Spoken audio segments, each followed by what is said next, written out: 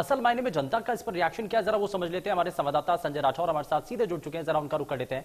संजय, सबसे पहले क्योंकि मौजूदा वक्त में बजट सामने आने के बाद लोगों के मन में सबसे बड़ा सवाल यही है कि आखिर इस बजट से आम लोगों को क्या मिल रहा है, क्या सस्ता हुआ, क्या महंगा हुआ, और साथ ही साथ जो सैलरीड क्लास जो वर्ग है वो बार बार ये समझना चाह रहा था कि इस बार शायद उनके लिए कुछ हद तक राहत मिल पाए, लेकिन पहले की जैसे ही वो टैक्स स्लैब नजर आती है। तो लोगों के बीच में रिएक्शन क्या है इसको लेकर?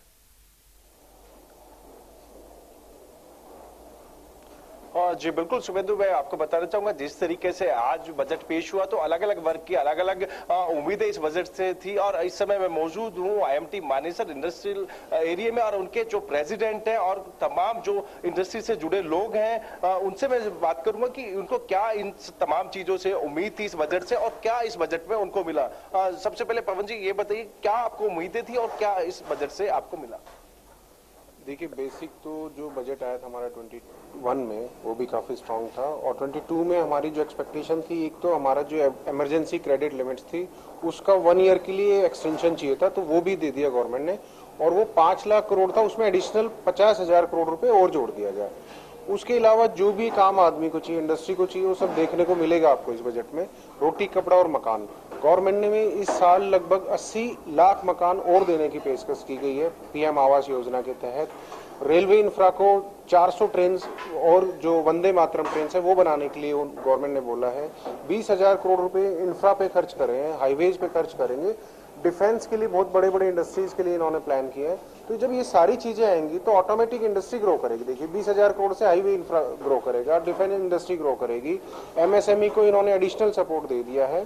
तो ये सारी चीजें इंडस्ट्री, रोटी कपड़ा और मकान जो रोजगार से ही पैदा होंगे, तो रोजगार के अवसर बढ़ा दिए। लगभग 72 लाख के आसपास इन्होंने एम्प्लॉयमेंट जनरेट किया है इस प्लान में।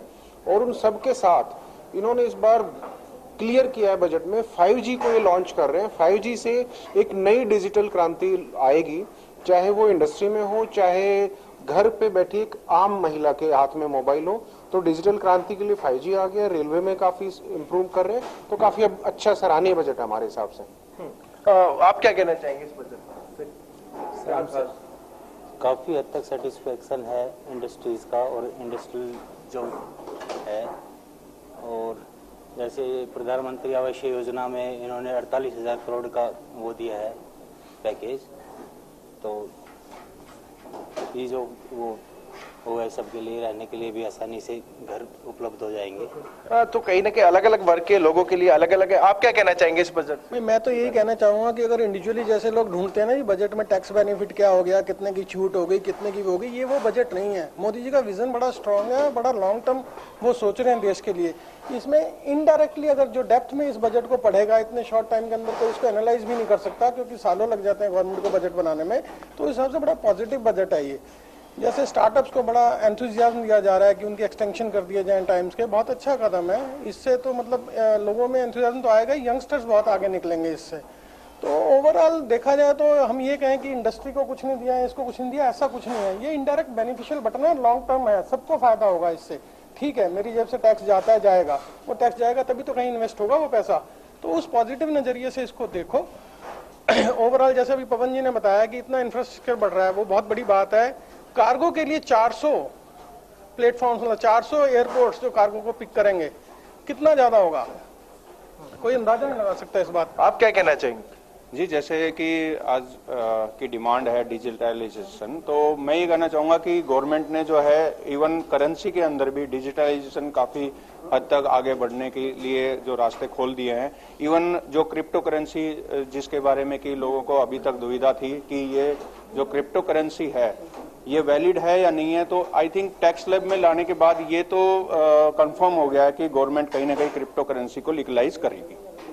सर, आप क्या कहना चाहेंगे, किस तरीके की बजट की आपको उम्मीद थी? बजट से तो जो उम्मीद थी वो तो काफी हद तक इन्होंने काफी कर दिया है, और इसमें एमएसएमई को भी काफी प्रोत्साहन दिया है इन्होंने। उसके थ्रू भी लोगों को इंडस्ट्री तक काफी हेल्प पहुंचेगी। पर इंडस्ट्री के लिए मैं एक बात और कहना चाहूंगा, बजट तो ठीक है, बजट तो बहुत बढ़िया है, सारा कुछ है, लेकिन जब ये थोड़ा सा गवर्नमेंट अपनी पॉलिसी इस तरफ भी ध्यान दे ताकि इंडस्ट्री को चलने दे। ये पोल्यूशन वाले जब मर्जी जनरेटर बंद कर देते हैं, जब मर्जी ये कर देते हैं, और कभी उठा के 2 दिन डाइंग की फैक्ट्री बंद होगी, 2 दिन ये बंद होंगी, 2 दिन ये बंद होंगी। इससे इंडस्ट्री नहीं चल सकती। हम अपने आप पनप लेंगे, हम सारा कर लेंगे अपने आप, लेकिन बस इंडस्ट्री को थोड़ी सी हेल्प यही कर दे कि वो रोड़ा ना अटकाएं उसके बीच में बस।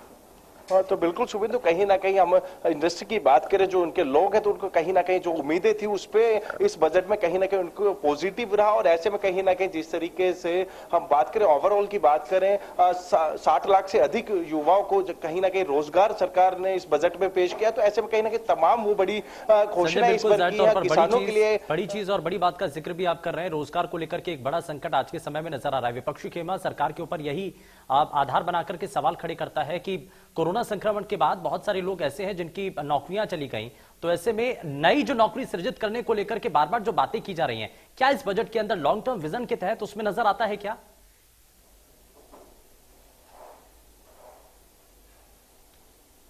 जी बिल्कुल सुबह, तो जिस तरीके से लगातार 60 लाख से अधिक जो नौकरी की बात कही, तो ऐसे में कहीं ना कहीं जो लोग बेरोजगार थे उनको एक नई यानी कि एक नौकरी मिलेगी। और साथ ही साथ जिस तरीके से मैं इंडस्ट्री की बात करूं, नए युवा आएंगे और कहीं ना कहीं इंडस्ट्री में कहीं ना कहीं जरूरत है। और ऐसे में कहीं ना कहीं जिस तरीके से डिजिटल इंडिया की बात कही गई और 5G लॉन्च भी कर रहे हैं, तो मैं जिस तरीके से 60 लाख से अधिक जो रोजगार की बात कही गई है, तो कहीं ना कहीं इंडस्ट्री को भी इससे फायदा हो।